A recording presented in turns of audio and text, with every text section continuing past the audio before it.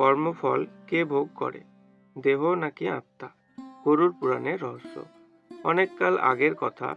গঙ্গার তীরে অবস্থিত এক সমৃদ্ধ নগরে বাস করতেন ধনঞ্জয় নামে এক ধনী বণিক। তার অগাধ সম্পদ, বিশাল অট্টালিকা, অসংখ্য ভৃত্য ছিল। কিন্তু তার মনে একটা প্রশ্ন সর্বদা ঘুরপাক খেত। যখন মানুষ মারা যায় তখন কর্মফল কে ভোগ করে, এই দেহ নাকি আত্মা? এই প্রশ্নের উত্তর তিনি বহু পণ্ডিতকে জিজ্ঞাসা করেছিলেন, কিন্তু তার মন তৃপ্ত হয়নি। একদিন নগরে আগমন করলেন একজন মহাজ্ঞানী ঋষি। তার নাম ছিল দেবদত্ত মুনি। ধনঞ্জয় তার চরণে প্রণাম করে বললেন, গুরুদেব, আমি জানতে চাই কর্মফল কে ভোগ করে, এই শরীর না আত্মা? মুনি কিছুক্ষণ নীরব থেকে বললেন, বৎস, এই প্রশ্নের উত্তর শুধু কথায় বুঝবে না। তোমাকে একটাই ঘটনা শোনায়, যা এক সময় স্বয়ং যমরাজ গরুরকে বলেছিলেন। ধনঞ্জয় মনোযোগ দিয়ে শুনতে লাগলেন। রাজা সুধর্মার কাহিনী। প্রাচীনকালে সুধর্মা নামে এক রাজা ছিলেন। তিনি ন্যায়পরায়ণ ছিলেন, কিন্তু একটি বিষয়ে অত্যন্ত অহংকারী ছিলেন। তিনি বলতেন, আমি যা করি তা আমার দেহ করে। দেহ মরে গেলে সব শেষ, কর্মফল বলে কিছু নেই। রাজসভায় অনেক ঋষি তাকে বোঝানোর চেষ্টা করতেন, কিন্তু রাজা হেসে বলতেন, যে দেহ পাপ করে সেই তো মরে যায়, পরে আর কে থাকে ফল ভোগ করার জন্য? একদিন এক বৃদ্ধ সাধু রাজ দরবারে এলেন। তিনি বললেন, রাজন, তুমি ভুল করছো। দেহ হলো পোশাকের মতো, আত্মা হলো প্রকৃত যাত্রী। রাজা উপহাস করলেন, প্রমাণ আছে? সাধু বললেন, সময় এলে নিজেই দেখতে পাবে। সময়ের চাকা। বহু বছর কেটে গেল। একদিন রাজা সুধর্মা গুরুতর অসুস্থ হয়ে পড়লেন। রাজবৈদ্য, ওষুধ, যজ্ঞ কিছুই কাজে এলো না। অবশেষে মৃত্যুর মুহূর্ত এসে উপস্থিত হলো। ঠিক তখনই তিনি দেখলেন ঘরের কোণে দুই ভয়ঙ্কর দূত দাঁড়িয়ে আছে। তাদের চোখ অগ্নির মতো জ্বলছে। তারা বলল, রাজন, চলুন, আপনার সময় শেষ। রাজা ভয়ে কাঁপতে লাগলেন, আমি কোথায় যাব? দূতেরা বলল, যমলোক। দেহ পড়ে রইল, কিন্তু কে চলল? হঠাৎ রাজা দেখলেন তার দেহ বিছানায় পড়ে আছে। পরিবারের লোকেরা কান্নাকাটি করছে, কিন্তু তিনি নিজে দাঁড়িয়ে আছেন। তিনি অবাক হয়ে বললেন, আমি তো এখানে, তাহলে ওটা কে? যমদূতরা বলল, ওটা তোমার দেহ, তুমি নও। তাহলে আমি কে? তুমি আত্মা। রাজা স্তব্ধ হয়ে গেলেন। ভয়ঙ্কর যাত্রা। যমদূতরা তাকে নিয়ে চলল। পথে ছিল অন্ধকার বন, উত্তপ্ত মরুভূমি, কাঁটায় ভরা রাস্তা। রাজা কষ্টে চিৎকার করে উঠলেন, আমার পা পুড়ে যাচ্ছে। দূতেরা বলল, এগুলো তোমার কর্মফলের ফল। রাজা বিস্মিত হলেন, কিন্তু আমার তো দেহ নেই।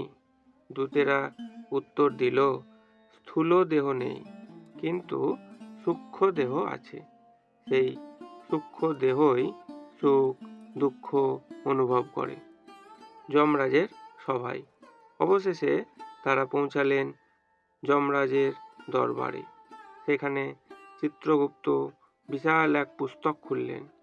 প্রতিটি কাজ, প্রতিটি চিন্তা, প্রতিটি কথা সেখানে লেখা ছিল। রাজা কাঁপতে কাঁপতে বললেন, আমি তো ভেবেছিলাম মৃত্যুর পর সব শেষ। যমরাজ বললেন, কিছুই শেষ হয় না, দেহ শেষ হয়, আত্মা নয়। যমরাজের উপদেশ।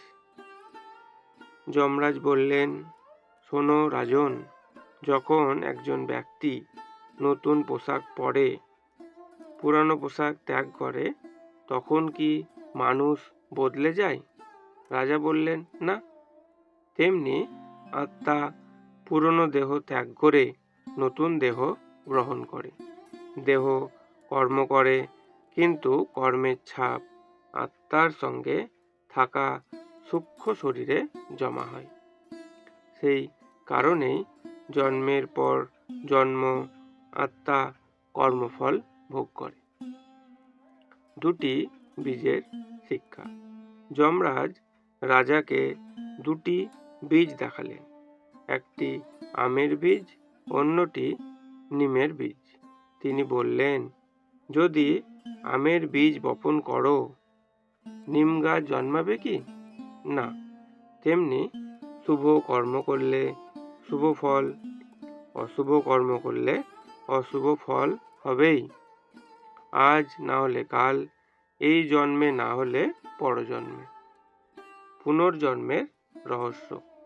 যমরাজ বললেন, আত্মা অমর, কিন্তু কর্মফলের ঋণ শোধ না হওয়া পর্যন্ত তাকে বারবার জন্ম নিতে হয়। যে অন্যকে কষ্ট দেয়, সে একদিন সেই কষ্ট অনুভব করে। যে অন্যকে সাহায্য করে, সে একদিন সেই সাহায্যের ফল পায়। রাজার অনুতাপ। রাজা সুধর্মা কাঁদতে কাঁদতে বললেন, প্রভু, আমি বুঝতে পেরেছি, আমি দেহকেই সব ভেবেছিলাম। যমরাজ বললেন, এটাই মানুষের সবচেয়ে বড় ভুল। দেহ ক্ষণস্থায়ী, আত্মা চিরন্তন, আর কর্মফল আত্মার সঙ্গেই পথ চলে। গরুরকে ভগবান বিষ্ণুর উপদেশ। এই কাহিনী শোনানোর পর যমরাজ গরুরকে বলেছিলেন, হে গরুর, মানুষ যখন বলে আমি যা খুশি করব, মৃত্যুর পর সব শেষ, তখন সে অজ্ঞতার অন্ধকারে থাকে। মৃত্যু শেষ নয়। মৃত্যু হলো এক ঘর থেকে আরেক ঘরে যাওয়া মাত্র।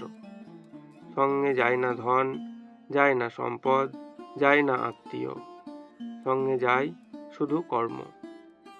কাহিনীর শিক্ষা। এই কারণেই গরুর পুরাণে বলা হয়, দেহ কর্মের যন্ত্র, কিন্তু কর্মফলের ভোগী হলো আত্মা, যা সূক্ষ্ম শরীরের মাধ্যমে সুখ ও দুঃখ অনুভব করে। দেহ আগুনে পুড়ে যায়, মাটিতে মিশে যায়, কিন্তু আত্মা তার কর্মের হিসাব নিয়ে সামনে এগিয়ে যায়। তাই মানুষের প্রকৃত সম্পদ ধন সম্পত্তি নয়, তার সৎকর্ম। কারণ শেষ যাত্রার সময় সঙ্গে থাকবে না রাজ্য, থাকবে না সোনা, থাকবে না পরিচয়, সঙ্গে থাকবে শুধু কর্ম। আর সেই কর্মের ফল ভোগ করবে আত্মা। যেমন কর্ম তেমন ফল। এটাই সৃষ্টির চিরন্তন বিধান। আজকের এই বিশেষ কাহিনীটি আপনাদের কেমন লাগলো? ভালো লাগলে একটি লাইক করে দেবেন।